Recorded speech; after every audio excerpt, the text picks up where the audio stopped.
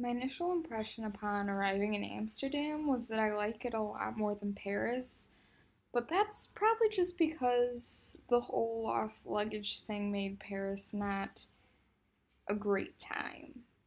But I also just really love kind of the historic feel walking through Amsterdam, all the brick sidewalks, the fact that there's not a lot of cars, so even though the ground may be uneven, it is very pedestrian friendly. I think the canals are beautiful. The architecture is gorgeous. I don't know what other synonymous to beautiful kind of adjective I can give. I love the fact that there are fries everywhere and there are so many different kinds of restaurants that you can go to with a short walk from literally anywhere in the city. So I just think it's kind of cool. I suppose what resonated most with me in discussion was the quote from Murder in Amsterdam from page 53 saying, "What such people were waiting for was a politician who was crass enough to express their anxieties and break the discussion wide open." And I thought about that a lot because Lainey brought up the fact that she didn't quite understand uh, why certain people who spewed such hate could become such powerful people. And I think that has to do a lot with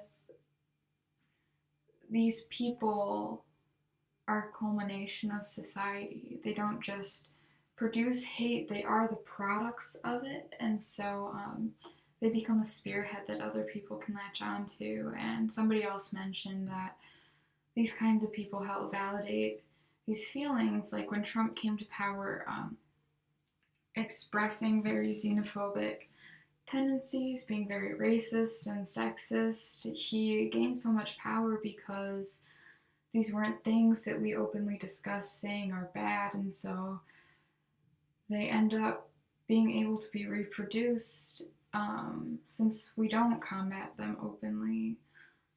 And so Trump became the culmination of that. I also wanted to touch a little bit on the pressure to assimilate. We talked about how actual assimilation efforts aren't taken well by white Dutch people. That kind of shows that the issue isn't actually immigrants' assimilation efforts, but the actual problem is xenophobia and racism. And this whole pressure to assimilate reminded me a lot of the legacy of colonization. A lot of people forget that the Dutch, as well as like the French and whatnot, colonized Africa and different parts of the world. Most most first world countries did colonize in some way. America kind of missed that boat, but we did latch on to neocolonialism by making people economically dependent on the United States. Um, but so people being super surprised by the Dutch's reaction to immigrants' assimilation efforts didn't really surprise me so much because I have a background on colonization and kind of the adverse side effects of imperialism. And so I think this book shows a lot about that and how we can't escape history's consequences. So. With such in depth discussions about specific parts of Bell Hooks's Feminism is for Everybody, we kind of skipped over the part that I liked the most, which had to do with ending violence, feminist masculinity, and feminist parenting.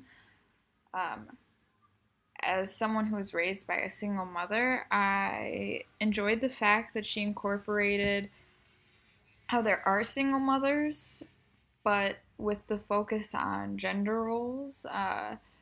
Oftentimes, how single mothers participate in raising a child makes the child feel like their parenting is incomplete and like they need a male representative in their life, a male role model or something like that. Growing up, I really hated it whenever people commented about my mom that she was doing both roles. I never once got that feeling. She was just being a good parent. There's no reason why I need a man specifically to teach me how to ride a bike. That also goes to say that you don't need a mother specifically to teach you how to do your hair or something like that. Something I was very kind of disappointed in, especially since Bell Hooks comes from the black community. She didn't very much mention the fact that a lot of single mothers in the black community are single mothers because of the mass incarceration of black people. And as she is quite an intersectional feminist, I don't see why she couldn't have included that in the conversation. Instead, it was a very generic statement. So she never really mentions the mass incarceration of black folks, um, which I found very interesting because she talks about ending violence, and even though you don't specifically need a masculine influence in your life in order to turn out well, the fact that so many black parents are missing from black children's lives is very damaging and a form of state violence to the black community. And the fact that it was lacking from this book is something that was very disappointing and made it a little less intersectional, in my opinion,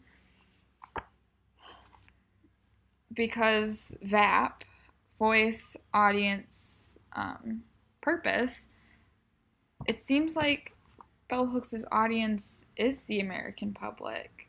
And so I don't see why that wasn't a topic that was introduced in this novel, as I think it is a very feminist issue if we are talking about intersectionality. So that was just kind of my thought on that. In reflection of week one, I think what I've learned the most is how global the issue of us versus them is.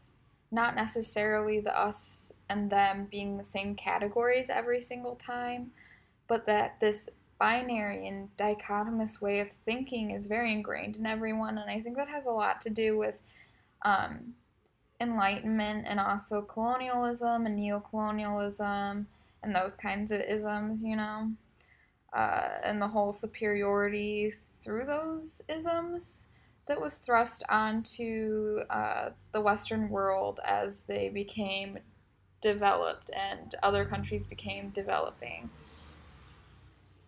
And so, because of that, I think a lot of what Bell Hooks talks about could also be applied to the murder in Amsterdam situation with this massive race issue that's going on with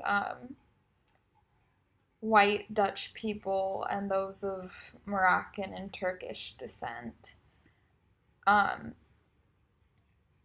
Where I think it differs is, Bell Hooks is helping to raise the consciousness of people who have those first and second thoughts, like we were talking about with internalized sexism, and how to confront those and challenge those.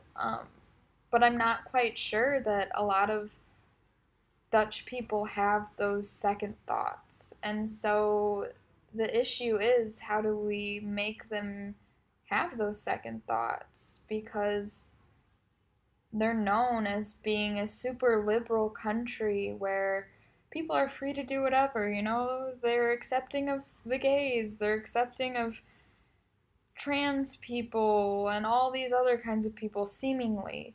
But that doesn't mean that they actually accept them. I think it means that they tolerate them, but I think tolerance and acceptance are two very different things. Tolerance means that you'll let these people exist, but you also let the hate that you have for them exist inside you. And that is a very toxic thing. So while the Netherlands may be liberal, they need to become more radical in the sense of having these second thoughts, and I don't know how to raise that consciousness. So it'll be interesting to see what the weeks ahead have for that. But yeah, bye, see you next week.